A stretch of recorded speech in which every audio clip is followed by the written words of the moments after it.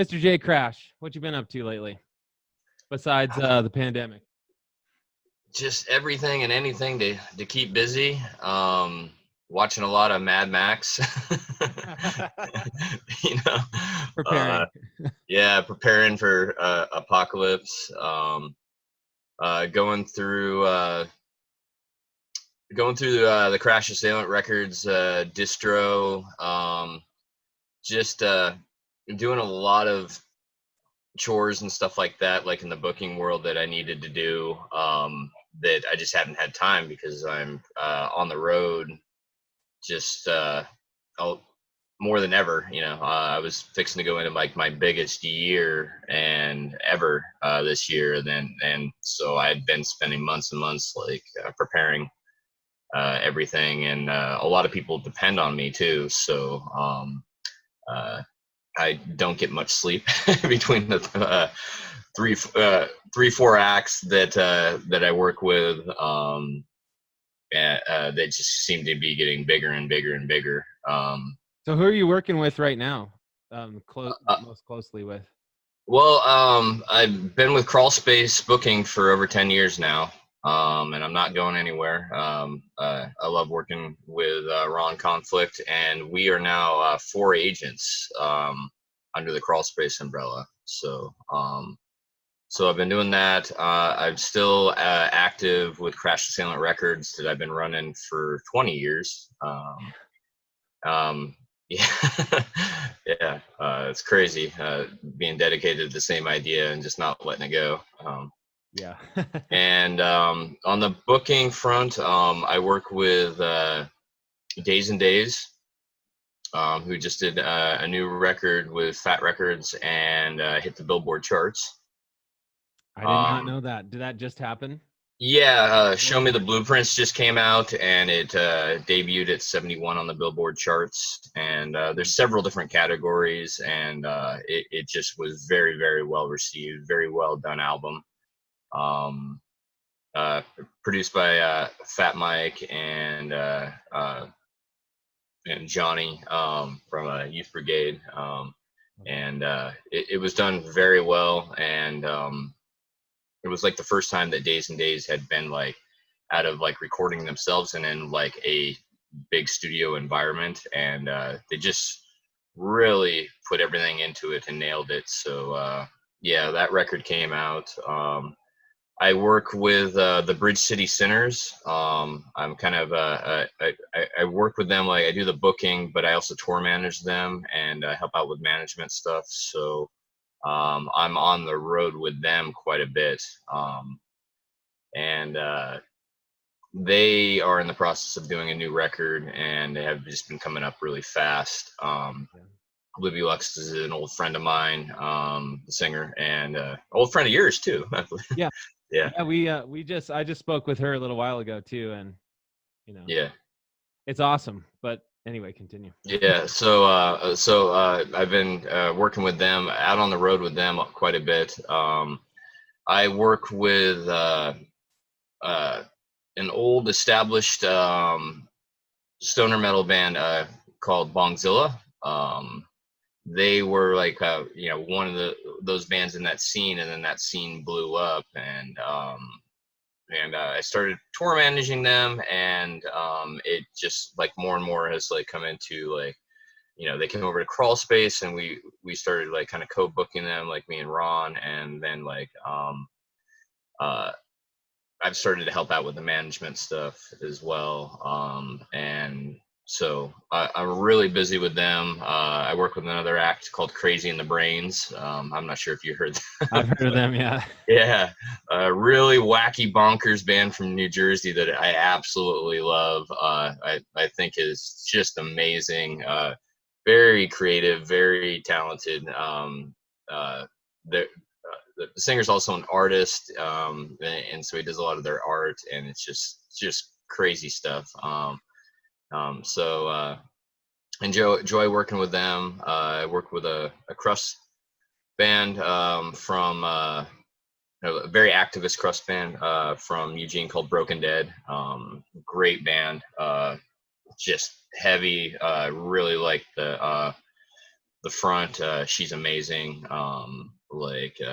Just great people too. So, and then yeah, still working with a lot of the different crawl space acts when they come to the Northwest. Like I help book. I get a lot of calls or emails from people and stuff that are just like in jams or just like can't figure something out, and I help them out. And I still drive bands, so year in and year out, I drive Yob and Pig Destroyer and Windhand. Seems to consistently, every year, and I love all those bands. Love hanging out with those guys, and yeah, I get those calls too, and I'm like, sure, let's do it. Dude, that's so cool. That's so cool that you get to work with so many bands that you really, that you either came up with or really appreciate or, can get behind. That's really important. I am very fortunate, and these days, if I don't like the situation, or I think it's going to be just too much for me to handle, I won't take it on. So, I forgot to mention, yeah, I am booking the World Inferno Friendship Society. That's the latest that I took on in the roster, and they did a tour with Bird City Sinners, and I've been a longtime fan of that band, and that's a very interesting project, from record to their live shows and stuff, and it's like kind of like a new challenge to to figure out how to where to put this band every night. I think a lot of people don't understand that band, and I've been a fan for a long time, and I'm up for the challenge, and it's been fun so far. So. Cool. That's good. That's really good to have a bit of a challenge once in a while. Yeah. I think that's a big thing for what I do, is like, if I've noticed over the years, if I get to a point where I can't learn anything more from a situation, then it's time to move on. So yeah, that makes a lot of sense. Doing it for as long as you've done it and working with so many bands. I mean, I'm sure you don't even know a number on how many bands that you've worked with. Hundreds and hundreds, right? Yeah, like between comps and shows and driving and booking and everything. Yeah, I've got to actually do a new spider grid, and I keep saying, maybe at 25 years of Crash Assailant, I'll write a book about it. I think you definitely should. Yeah. I've got a lot of wild stories, I'm sure. Yeah, I definitely got the wild stories that I still kind of keep it on the DL. So, like, whoa, the world's not ready for that one yet. So. Yeah, right. I understand that. You ever told the story of the pink trailer and no living room shows? I haven't got into the pink trailer, but I built that with my dad. That big well, box. It was I remember that you guys had built it. Like, I mean, for people that don't know, I was putting on a living room show with this band from Bend called Larry and His Flask, and another band called The Ugly Litter, and this band showed up, Larry and His Flask, with a pink trailer. It said "Fucker rock and roll" on it.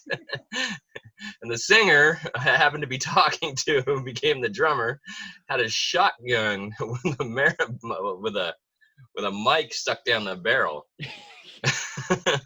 Yeah, my dad helped me build that one too. It was great. And we were rolling around and shit like that with our fucked up vans with all the stickers everywhere, and it's like, smoking, and we were always like, why do the cops always fuck with us?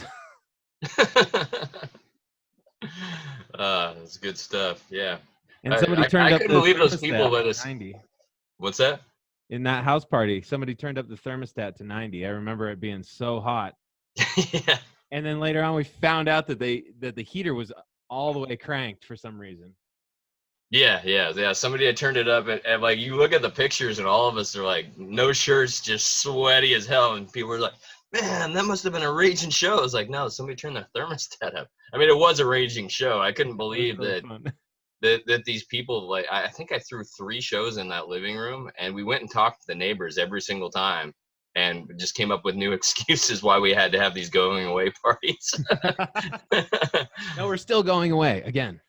Yeah. Well, I think the first one was we had a buddy, which was kind of true. We had a buddy that was getting ready to go overseas to Iraq, who I think came to the first one, but like, I think we probably used that next time through, And then the third one, I think we told everybody, but we're just going for it. We're just like, if they shut us down, they shut us down. So.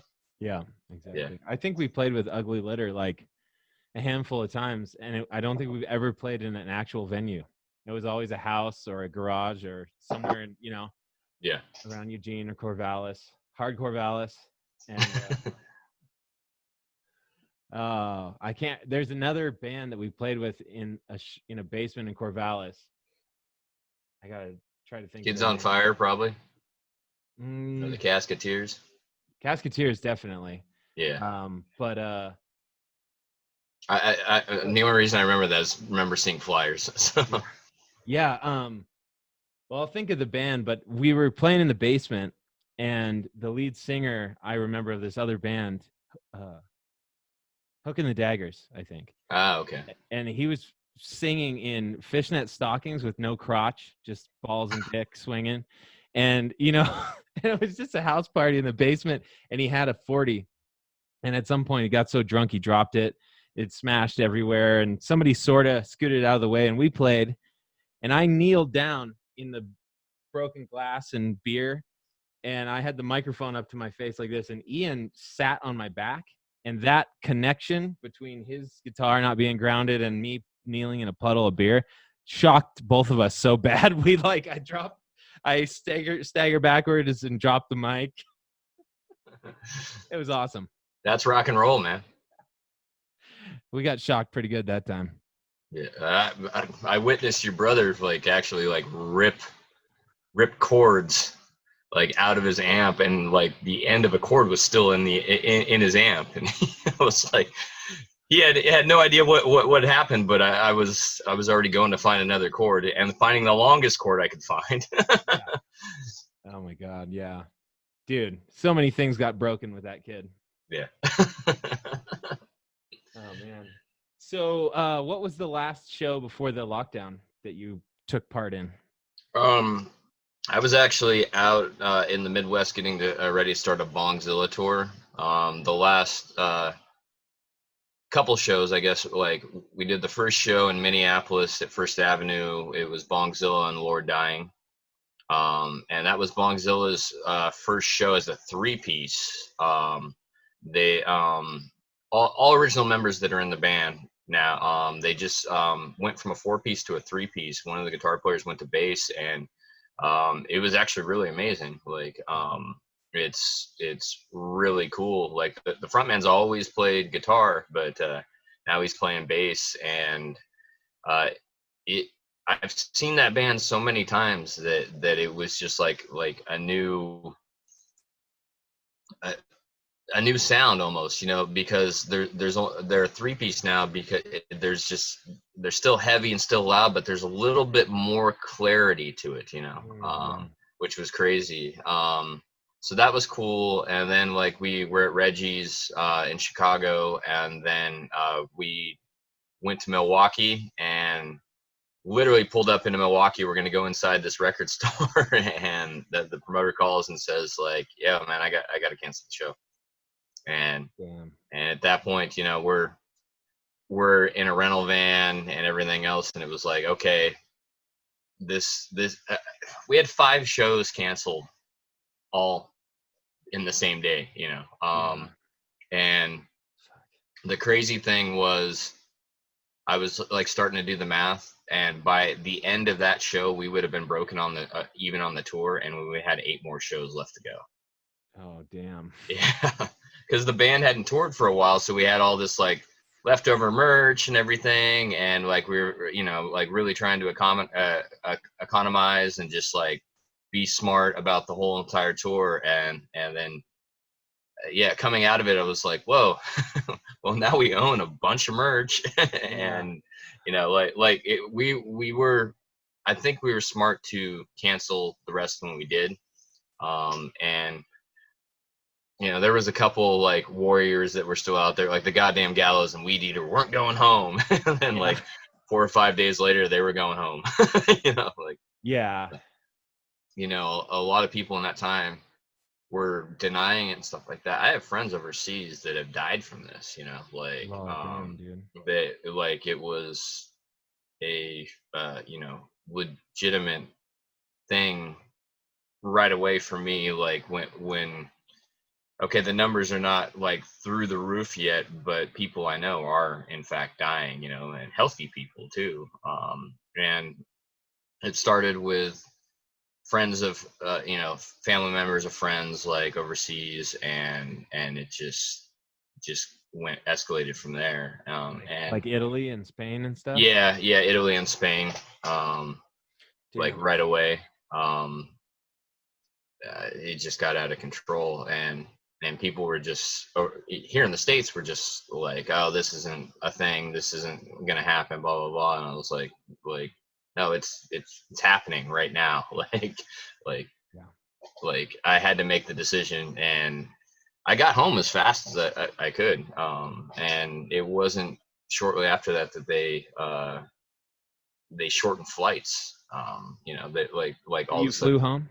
Yeah, I flew home, and flights started getting canceled like right away. So just absolutely chaotic disaster, as far as people trying to deal with the situation. Not so much like I don't think like all of the like the general population, but I guess our fearless leaders, you know, are just they seem like they're fearless, fumbling a hot plate, you know what I mean? They just they don't know what to do with it, and it keeps burning their fingertips. Eventually they're just going to drop it. So that's a very good analogy. Yeah, when that stuff really started to happen too, like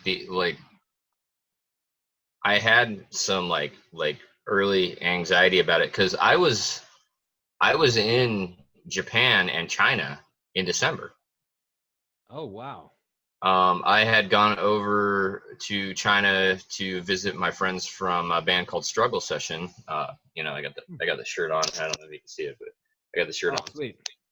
So I went to visit some of my friends. So I was in Beijing. I went to the Great Wall, and then I went to Japan and did this tour. And then my flight routing back actually like flew to the edge of that province, to you know, the edge of the Wuhan province, and then routed me to Beijing.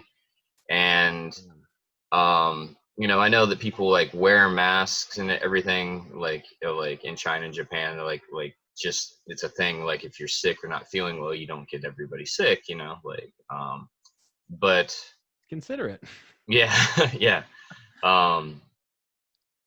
But I had just gotten back, I think it was December 17th, I had gotten back, and there were already reports that in China that, you know, this thing was getting out of hand.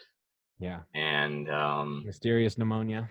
Yeah. And so we did the holiday shows, like we Days and Days, AJJ, Amigo the Devil, and Bridge City Sinners did these massive holiday benefit shows for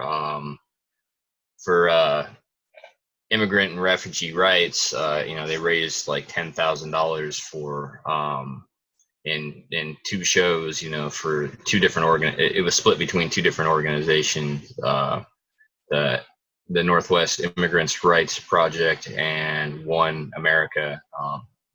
One hires like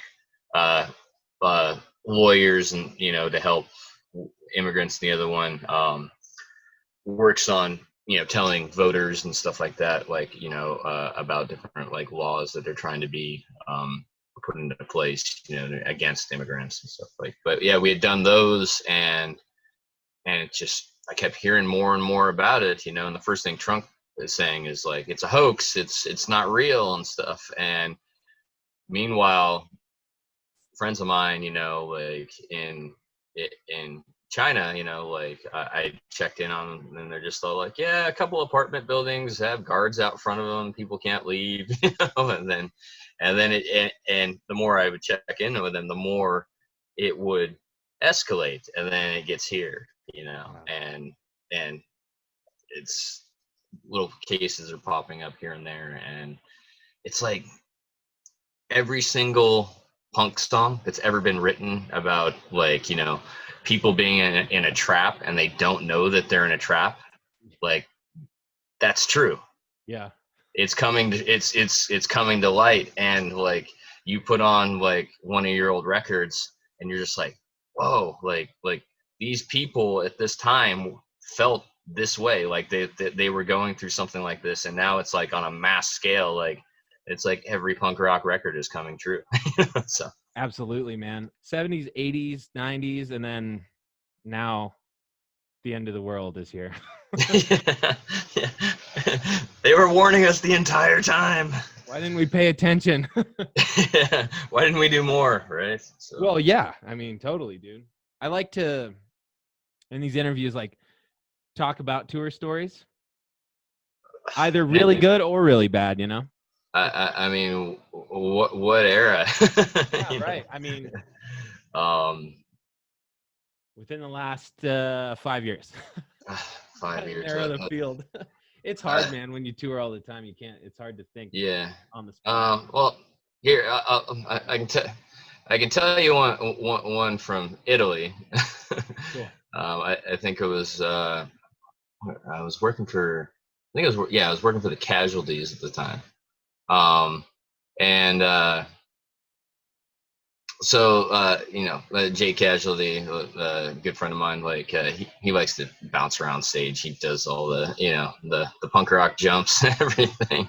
And so I'm on the side of the stage, and we're in this like you know, it's like kind of an Italian squat. Like there's like a whole like huge like fence around it and several different buildings, and then they have this like massive concert hall like that they have shows at. It was UK Subs, the Vibrators, the Casualties, and Jake had done one of it, like his jumps landed kind of weird, and starts to fall backwards and fall backwards off the stage, like, and I mean, it was a tall stage, right? So I grab him just as he falls, and he just like turns and looks at me, and he's just like, oh man. So I push him back up on the stage, and he's going off, and then like I noticed that like just the stage was just like out of control. I mean, it's a punk show, of course, you know, but like there's people all over the stage. And one thing I did with that band was like, you know, I would tap people on the shoulder and just go like, go, stage dives, go, go, go. Yeah, yeah. Right? Well, there's one kid that's on the stage, and he's walking around the stage, and he's like looking behind amps and stuff, and I see him like kind of fumbling with somebody's keys and wallet. You know what I mean? Oh shit. And so like I go over and I'm like, hey man, like stop, you know, and like, and he puts it down, and and I'm like, come on, off the stage, and he has to tie his shoe really quick. Well, the music stops, and the band kind of makes like a joke out of it, you know, like, and the music starts again, and he doesn't want to leave the stage, right? And he goes to look behind the next amp, and I had already seen him with somebody's keys and wallet, right? So I grab him, and he grabs onto me, and I'm just like, come on, like, and I'm going to like push him into the crowd, right? Well, he takes me with him, and we both go flying off the stage, right? Oh, and crowd kind of grabs him, kind of grabs me, like, anyway, we both end up on the ground, right? And then I get to my knees, and right off the end of my nose, he had taken a swipe at me, like, and just missed me, and just hit the end of my nose, right? And I had to like lean back, and then kind of lost my balance, so I put one hand down, and he goes to take another swipe at me, right? And I actually blocked it and just poked him once in the nose. And yeah, just like poked him once in the nose, and I get up to go walk away, and he grabs on my foot. And I'm just like, at this point, I'm just like, come on, dude, like, you're trying to fumble through people's keys and wallets, like, in two different band members, you know, it's like, don't put your keys and wallet on the stage, by the way, you know, like, and you drag me off. You're trying to punch me, you know what I mean? So I end up having to turn around and just like kind of kick him a little bit, you know what I mean? And be like, get off me, right? Give up, And man. so, what's that? I said he should give up. Yeah. And so I go back around the stage, right? And then out of nowhere, you know, like there's like 3 or 4 Italian skinheads that just want to get on the stage and want a piece of me at that point because like they think I'm the tough guy wanting to fight, you know. And the security, luckily there was an older security guy. Like, I mean, I'm back there like, and I'm like, okay, I'm looking for like the biggest blunt object I can find. And I'm just like, okay, here, I got a nice piece of metal, you know what I mean? Like, you know, if these guys come at me, I'm gonna have to take 1 or 2, you know. But Yeah, I didn't want to fight anybody, you know. Yeah.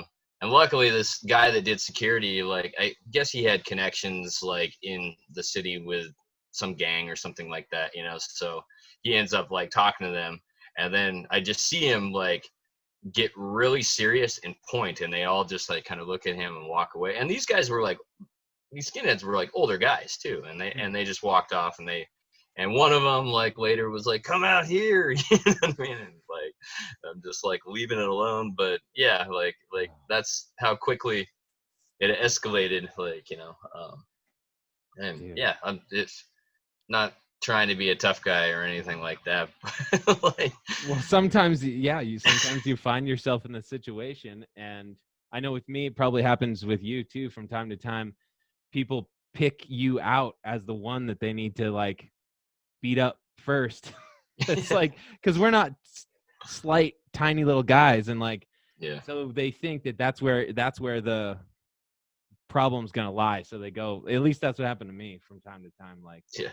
Well, you know what? Like, it has actually come into light the last couple of years, because I used to be a lot bigger when I drank, and I've been sober for, God, I think like 7, 8 years now. Yeah, like I think I'm going on year 8 or something like that. Like, so yeah, I was a lot bigger. I mean, like, you know, I'm 60 pounds bigger, and when I was a lot bigger and still, you know, drinking and, you know, drugs and stuff like that, like I would still like lift weights too. And so like my arms were fairly big. It's happened to me 3 times in the last 2 years where people are telling me stories about shows that I was working. I was the tour manager, and they referred to me, not knowing it was me, as the band's bodyguard. And they're just all like, you know, I was talking to this guy and trying to keep him out of the fridge and getting into this like crawl space where he insisted on sleeping, you know, and then the bodyguard came up, and I'm like, bodyguard? That was me, man. I was just hanging out. Yeah. I was just making sure he got to his bed and didn't fuck anything up. Dude, that is funny. Yeah. I could see that.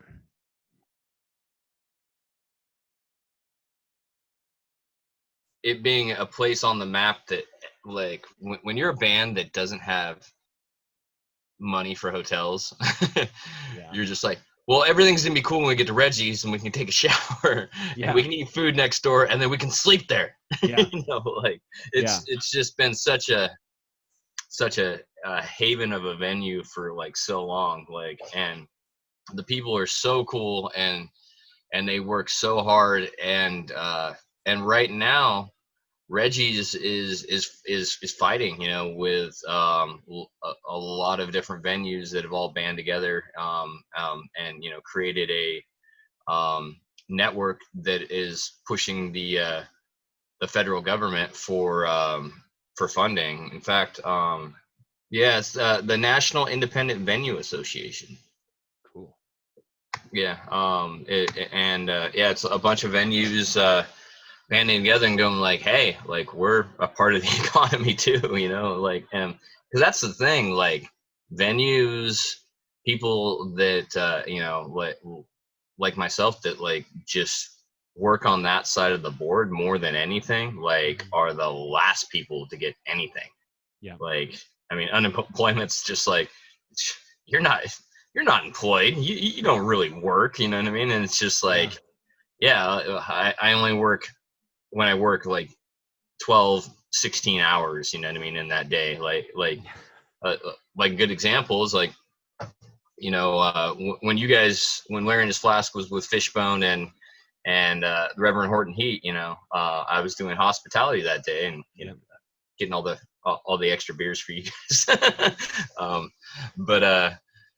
But that's an all day gig.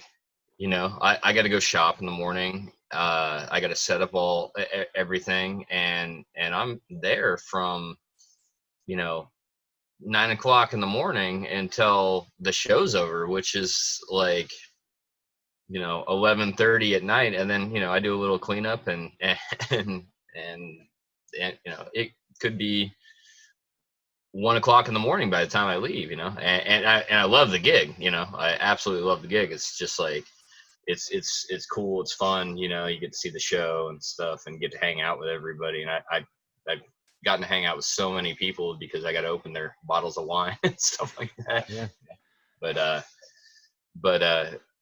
yeah, it's an all day gig, and I just can't believe that, like, it's just not on the radar of anybody that it's a real living, you know. So yeah, it's complete and utter bullshit that yeah.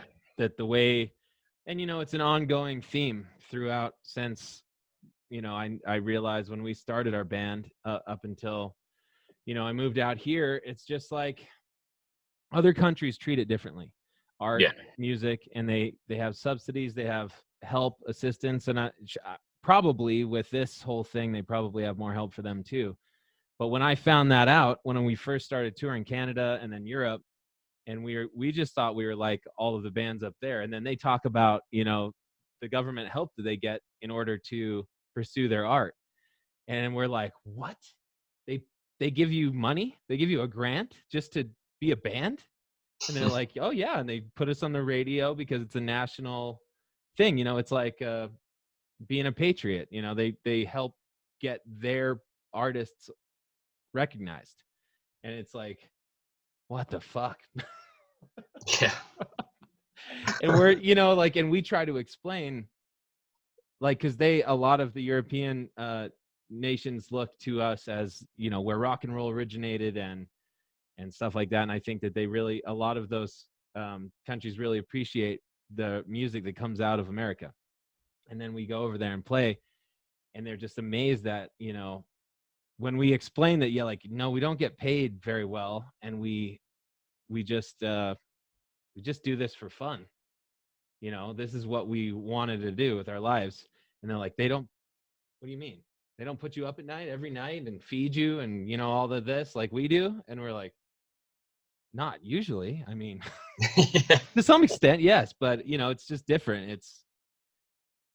America needs to recognize artists as contributing, and it's not just like, you know, I don't know. It's just as important, if not more important, than anything else that holds the country together, you know. I agree, and what was I reflecting on? I was reflecting on, like, some of the effects of that, you know, like I sleep better in a van than I sleep, like, in a hotel room, you know, or I mean, if I'm in a strange place, like I gravitate towards a van. Well, that's a peace of mind thing. Yeah, well, it's a peace of mind thing, but it's a, like, psychological thing that I've developed because, like, we don't have the proper resources, you know, like when you're in Europe, you know, people are just like, where's the sleeping place, like, you know, and that's where you go, you know, like, and Europeans just hate being in the van in America, like, with, you know, with the long drives, you know. I mean, maybe not all, but I'm not trying to stereotype, but yeah, it's a thing, and it's just, yeah, it's crazy for a lot of American artists that have developed a lot of like weird psychological, you know, things, like, from just how hard the touring life is, like, in comparison, you know. Yeah, it trips me out, like. Yeah, it's true, man. Yeah, it's very true. And what else was? Oh, something just been ringing in my head too. It's like, I think I was on tour with DOA, and Joey Shithead one day just said to me, it was like, yeah, that's why punk should be running the country, because we can survive off nothing.